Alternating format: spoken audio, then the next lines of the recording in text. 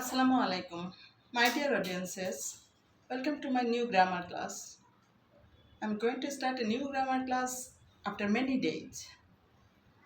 Now, pause my video and subscribe my channel.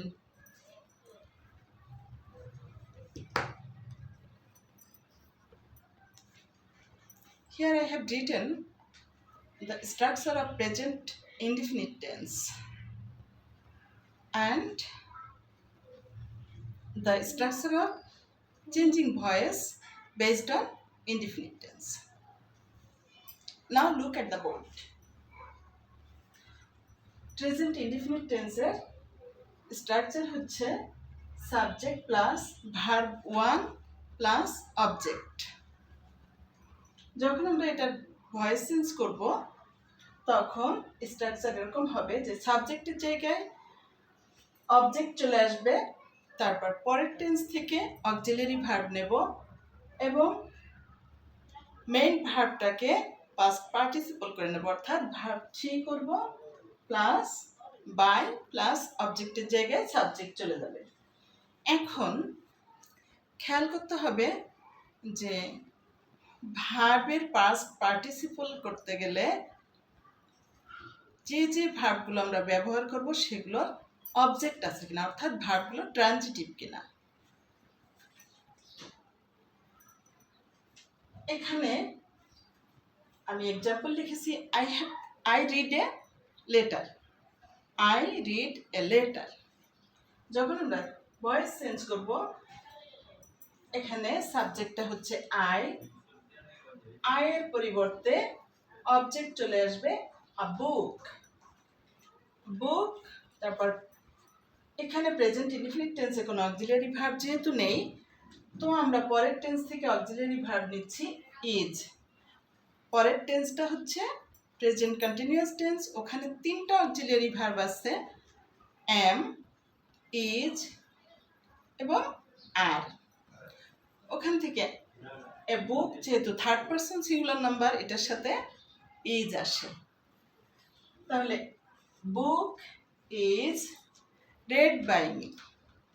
এই রিডটাকে আমরা পাস্ট টেন্স করলেও রিড থাকবে, পাস্ট পার্টিসিপল করলেও রিড থাকবে, কিন্তু মুখে উচ্চারণের সময় এটা পাস্ট এবং পাস্ট পার্টিসিপলে রেড হবে।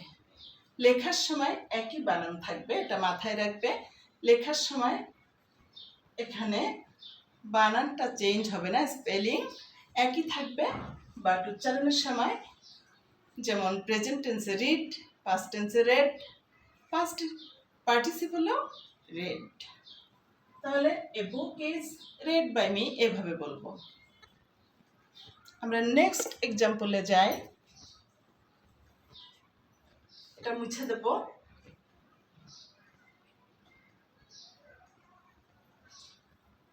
এখন আমরা এই স্ট্রাকচারগুলো মুছে দিতে পারি। আমার বোর্ডটা একটু ছোট, তাই মুছে দিয়ে আমি এক্সাম্পল লিখব। তোমরা যারা এটা শিখতে চাও বা বড়রা যারা শিখতে চান, যদি তাদের প্রয়োজন হয় কারো, তাহলে এটা লিখে নিলে ভালো হয়। আমি এখন এটা মুছে দেব।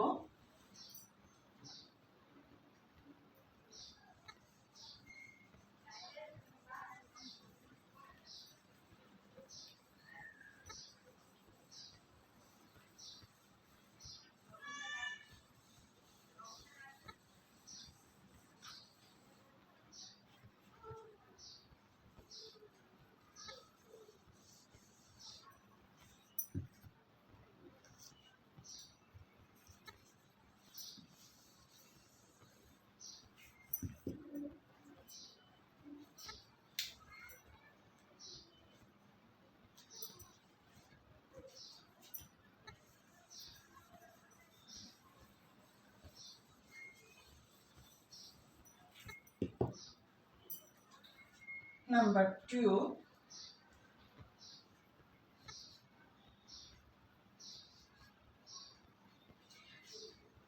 আমি আরেকটা কথা বলে নেই যে ভয়েস চেঞ্জ করতে গেলে সাবজেক্টের জায়গায় যদি প্রোনাউন থাকে, সেই প্রোনাউনগুলো অবশ্যই অবজেক্টের জায়গায় যখন যাবে প্যাসিভ ফর্মে গিয়ে তখন পসেসিভ প্রোনাউন হিসেবে ইউজড হবে। এটার একটা চার্ট নিজেরা লিখে নিলে ভালো হয়। যেমন আই থাকলে মি, উই থাকলে আজ, ইউ থাকলে ইউই হবে, এটার কোনো চেঞ্জ হবে না। শি থাকলে হার, হি থাকলে হিম, দে থাকলে দেম। এই চার্টটা নিজেরা লিখে রাখলে সবসময়ই সুযোগ মতো দেখে নেবে, যদি ভুলে যাও, আর মনে থাকলে তো বেটার।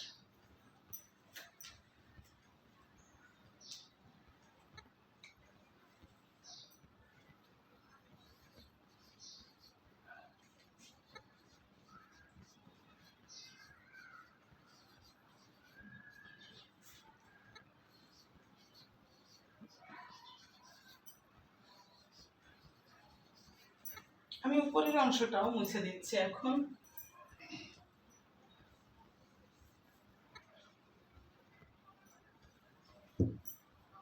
আচ্ছা, রাখি এখানে।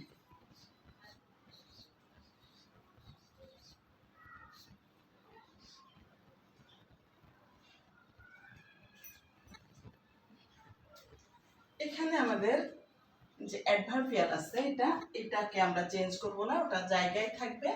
শুধু আমরা চেঞ্জ করব, এটা অবজেক্ট, এটা সাবজেক্ট। প্যাসিভ ফর্মে আগেই বলেছি যে অবজেক্টটা সাবজেক্টের জায়গায় আসবে। তো টি কে নিয়ে আসলাম এখানে, টি। আর আরেকটা জিনিস বলি, যেটা প্রেজেন্ট ইনডিফিনিট টেন্সের অ্যাক্টিভ ভয়েসের উদাহরণ ছিল। তো she third person singular number, আর আমরা জানি যে যখন সাবজেক্টটা থার্ড পারসন সিঙ্গুলার নাম্বার হয় তখন মেইন ভার্বের সাথে একটা এস বা ইএস যুক্ত হয়। তাহলে এখানে ছিল শি মেক্স টি। তো আমাদের রুল অনুযায়ী আবার এখন টি যখন আমরা এখানে আনলাম, তখন পরের টেন্সের অক্সিলারি ভার্ব ইজ আসলো, কারণ টি থার্ড পারসন সিঙ্গুলার নাম্বার। টি ইজ।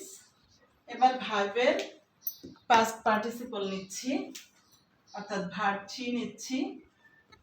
মেড, তারপর বাই, এরপরে হ্যাভ।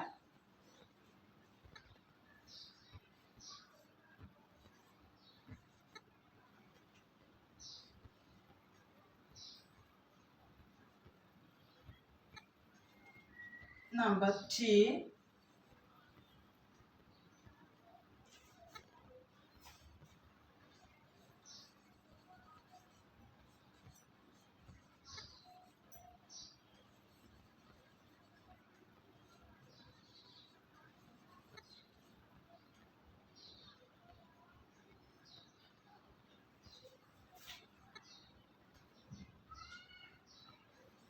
এটাকে যখন আমরা চেঞ্জ করব, এটা আমরা একটু অ্যাডভার্বিয়াল নিতে পারি। হার এখানে এভরিডের জায়গায় এভরিডে থেকে গেল।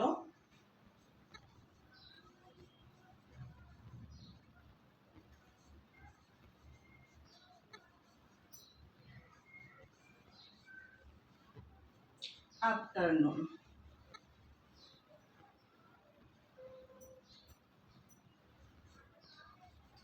Every afternoon. They play football every afternoon.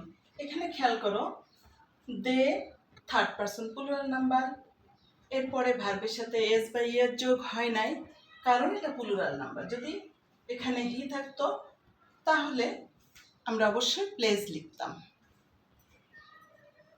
তো এখন এটাকে আমরা প্যাসিভ ফর্ম করব। অ্যাক্টিভে আছে, প্যাসিভ ফুটবল আগে আসবে।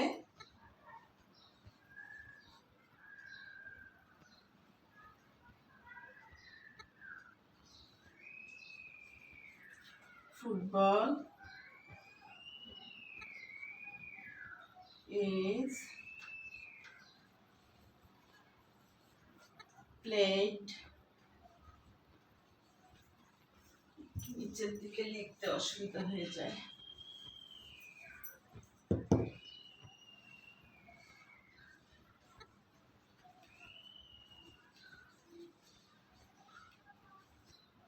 বাই, দে আছে, তাহলে দেম।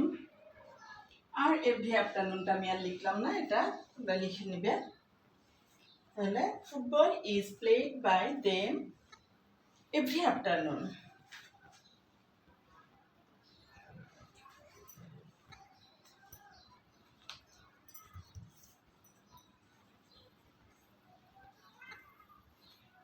তাহলে আমাদের third person singular number, third person plural number এগুলো দিয়ে করা হলো, ফার্স্ট পারসন দিয়ে করা হলো। আমি আরেকটা এক্সাম্পল দিব, উপরের এক্সাম্পলটা আমি এখন মুছে দিব।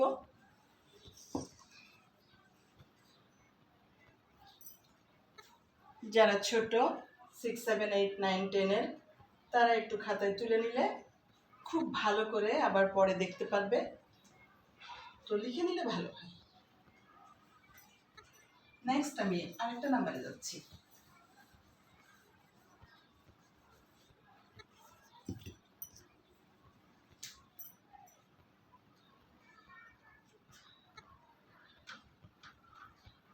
নাম্বার 4।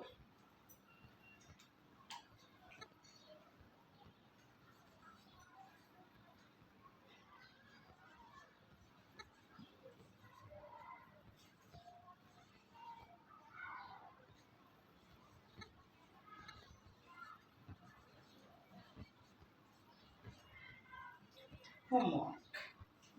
এটাকে যখন আমরা চেঞ্জ করব তখন এরকম আসবে, হোমওয়ার্কটা আগে আসবে। আর এটা মাথায় রাখবে যে যখন অবজেক্টটা সাবজেক্টের জায়গায় আসবে তখন অবশ্যই এখানকার অক্ষরটার প্রথম যেটা আসছে সেটা ক্যাপিটাল লেটার হবে। Homework is written, past participle right থেকে written by us.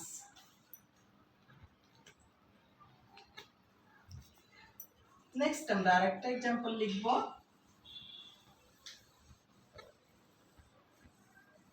Number 5।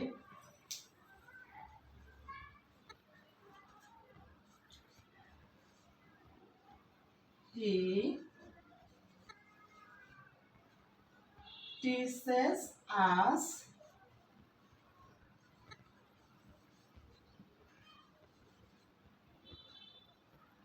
English. এখানে ডাবল অবজেক্ট আছে, একটা অবজেক্ট হচ্ছে ইংলিশ, এটা ডিরেক্ট অবজেক্ট, আর আস এটা হচ্ছে ইনডিরেক্ট অবজেক্ট।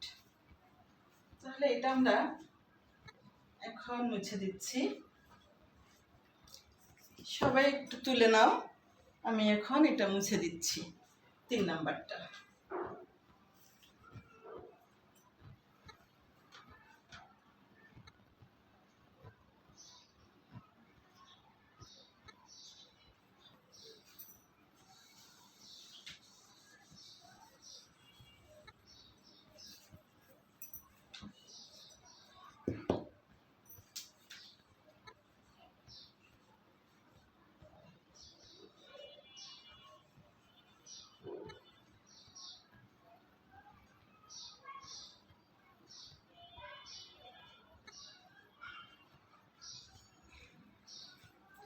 এবার এটাকে আমরা চেঞ্জ করব, আমরা যে কোনো একটা অবজেক্ট আগে নিতে পারি।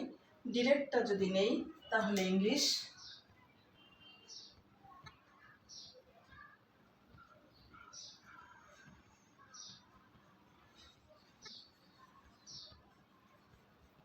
ইংলিশ ইজ, টিজ থেকে পাস্ট পার্টিসিপল আসবে টট, টট তখন আস থাকবে আসের জায়গায়, আর by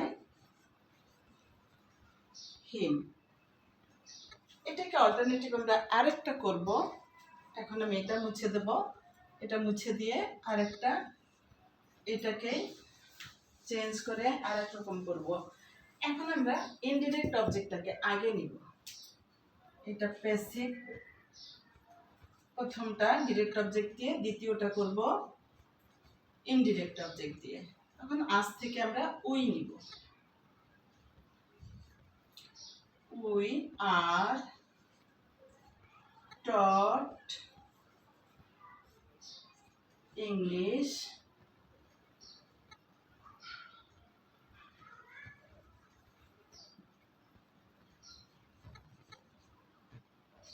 by him.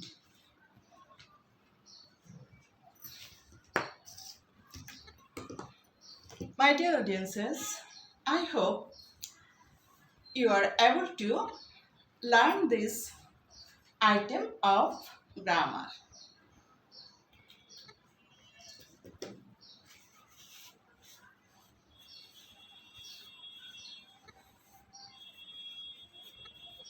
We will wait for my next grammar class or spoken class or reciting poetry.